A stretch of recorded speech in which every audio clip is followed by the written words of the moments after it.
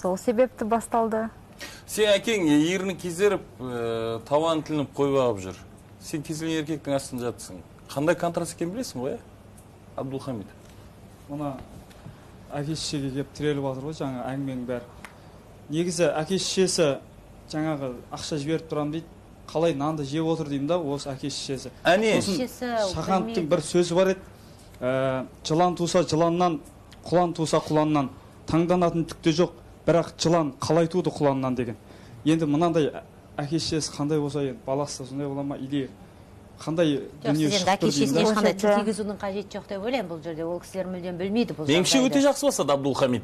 Әке-шешесі анау тірнектеп, мектептің тазалықшысының тірнектеп жеген ақшасы, болмаса қойшының ақшасы отбасын асырауға жетпейді. Ал мына жақта қызының тәнін саудалап алған ақшасын тамағынан өткізіп жеп отыр. Бұл кісі оларға айтпайды, осындай арам жол